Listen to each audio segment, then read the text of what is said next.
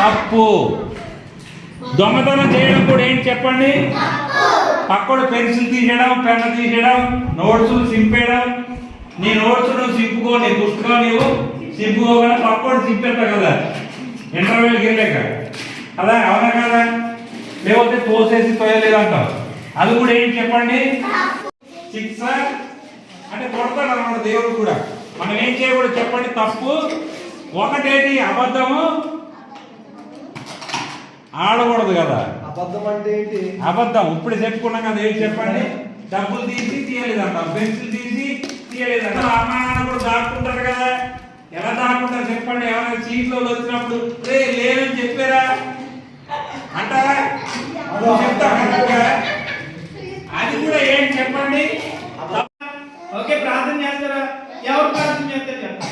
మా సండే స్కూల్లో అందరి పిల్లలు ప్రార్థన చేస్తారు. మీరు ఒకరు వచ్చి నాకు ఇక్కడ చిన్న ప్రార్థన చేయండి, మీకు గిఫ్ట్ ఇచ్చారు. ఎవరు మీరేమన్నారు? ప్రార్థన చేస్తామన్నారా? చేయాలి. ఎవరు చేస్తారు? చిన్న